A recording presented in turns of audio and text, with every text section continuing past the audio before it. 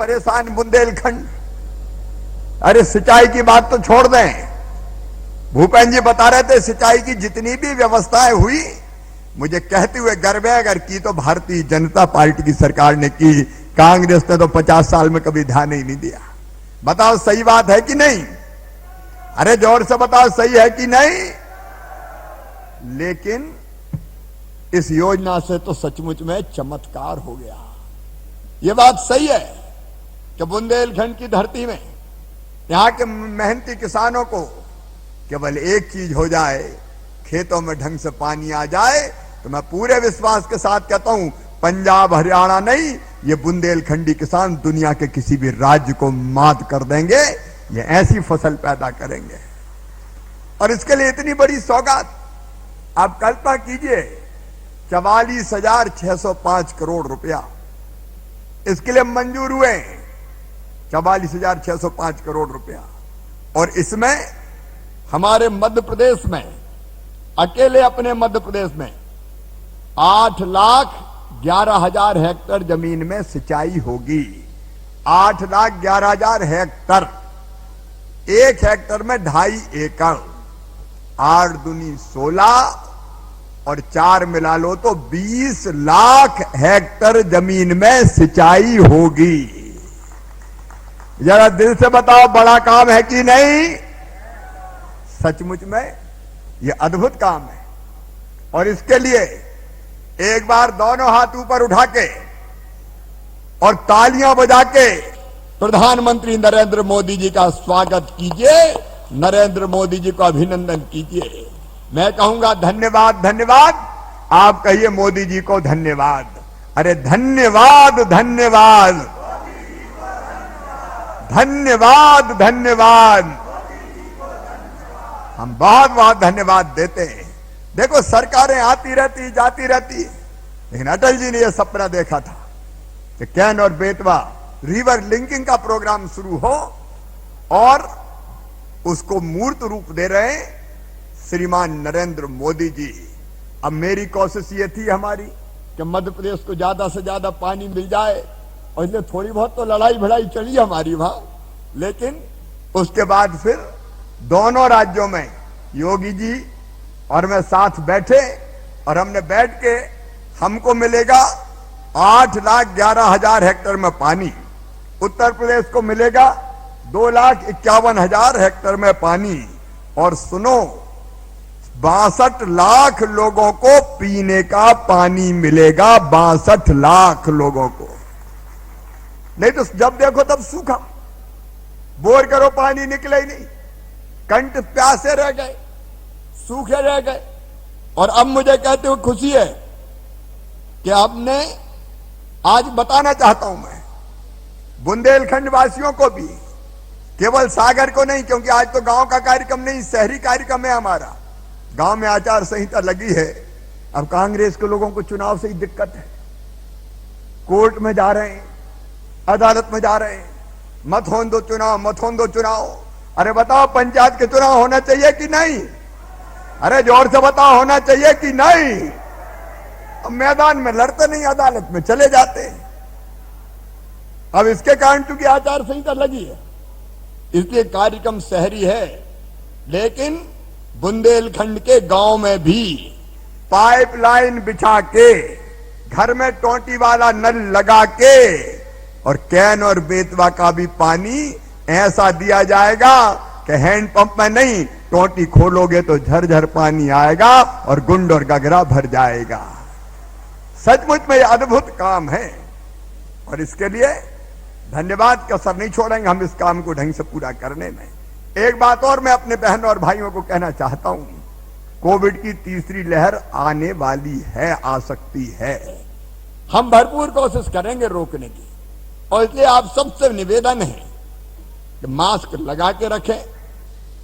Covid के जो संक्रमण को रोकने का जो व्यवहार है वो बना के रखें।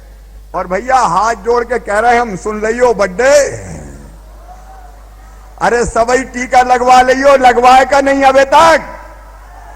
कौन कौन ने लगवाए जरा हाथ तो उठाओ। अच्छा हाथ नीचे करो, दो ही कौन ने लगवाए वो उठाओ। 2 ही लग गए। सागर में कितने % लोगों को लगे कलेक्टर बताए? 89। भैया 89 हो गए और 95 पे पहुंचा दो यार। अरे कोविड को चक्कर ही खत्म करो। पैसे हम मेडिकल कॉलेज देखे आए, कितने बिस्तर चाहिए, ऑक्सीजन लगी है कि नहीं है, वेंटिलेटर, कंसंट्रेटर। लेकिन बताओ कोई को वेंटिलेटर लगना चाहिए क्या? नहीं लगना चाहिए। इसलिए वेंटिलेटर नहीं भैया, टीका ही लगवा लो रे, टीका ही लगवाओ, खेल खत्म करो। अच्छा, सब वैज्ञानिक क्या कह रहे हैं कि टीका अगर लग गओ तो या तो कोविड होगा ही नहीं, और अगर हो भी गओ तो हो के ऐसे निकल जाएगा, सर्दी जुकाम खांसी खांस खूंस के थोड़े बहुत, फिर उल्टे ठाड़े हो जाएंगे, उसमें क्या दिक्कत। और टीका बहुत जरूरी है। मेरे बहनों और भाइयों, सागर मैं आज गर्व के साथ कहता हूं कि जिसको केवल कभी कस्बा कहा जाता था, हमने ये तय किया है कि बुंदेलखंड के इस केंद्र को, अत्यंत प्राचीन और ऐतिहासिक शहर सागर को, इंदौर से पीछे किसी भी कीमत पर नहीं रहने देंगे, नहीं रहने देंगे। हमारे विधायक जी कई बातें बता रहे थे, आप कौन कौन से काम स्वीकृत हुए। जो काम स्वीकृत है वो ही पता। अरे भैया पता है तुम्हें 1000 करोड़ रुपए के काम होना है सागर शहर में। कितने के? अरे जोर से बताओ, कितने पैसा देते कमलनाथ? बताओ दे कबू? ये गोविंद भैया बैठे वहां जाते कि पैसा दे दो, वे कहते थे है ही नहीं, चलो चलो चलो चलो, तो दिन नहीं कहते कि अच्छा तुम भी चलो चलो, हम तो चले मामा के साथ। 1000 करोड़ सीधे स्मार्ट सिटी में, सीवेज के सिस्टम के लिए अलग, पीने के पानी के लिए अलग, पेयजल की योजना। और आज मैं कह रहा हूं सागर वासियों, चाहे वो लाखा बंजारा झील हो, अब ये जो बात हो रही थी काम की, वे बई टाइम स्वीकृत भय थे जब वे थे जिन्हें छोड़ के जे आ गए कि बेकार विकास के लिए, जनता के कल्याण के लिए हमारे मित्रों ने कांग्रेस छोड़कर भारतीय जनता पार्टी की सरकार बनाई। और हमने, मुझे कहते हुए प्रसन्नता है, अर्बन डेवलपमेंट, नगरीय विकास का काम भूपेंद्र जी के नेतृत्व में बहुत बेहतर चल रहा है। पुराने समय जो गड़बड़ हो गई वो हम देख रहे हैं, समय पर सारे काम पूरे हों, इस बात का पुख्ता पूरा इंतजाम किया जाएगा।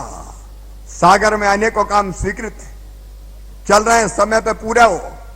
इसलिए लाखा बंजारा झील के काम का भी हमने बाकायदा टाइम टेबल बनाया है, कौन से महीने में कितना काम होगा, उस निश्चित समय सीमा में काम पूरा करेंगे।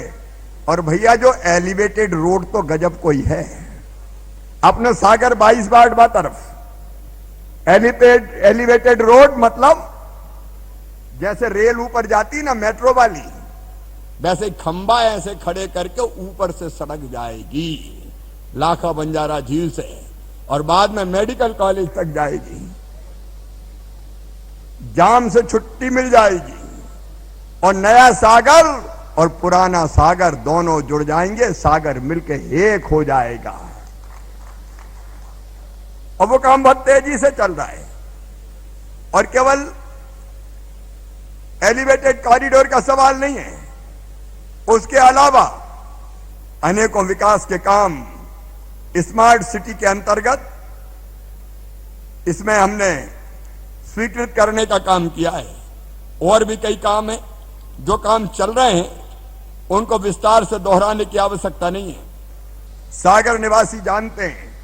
लेकिन एलिवेटेड रोड का अब और विस्तार होना है, ट्रांसपोर्ट नगर और मैकेनिक्स कॉम्प्लेक्स का निर्माण भी होना है 16 करोड़ 36 लाख रुपए में।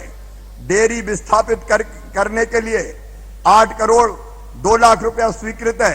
फायर स्टेशन भवन के लिए 4 करोड़ 88 लाख, वृद्धाश्रम का निर्माण, हेरिटेज कंजर्वेशन रेस्टोरेशन का काम, सीएम राज school, material recovery, Bundelkhand cultural एवं इंफॉर्मेशन सेंटर, फिर बस टर्मिनल का विकास, शहर में LED light, city governance centre, 8 zonal citizen facilitation centre, पता नहीं काका बन रहा हो भैया अपने सागर में। तो ऑडिटोरियम तो हो ही गया, बन के तैयार है 12 करोड़ का, और ऑडिटोरियम भी ऐसे बनो जैसे भोपाल में नहीं बनो अभी तक।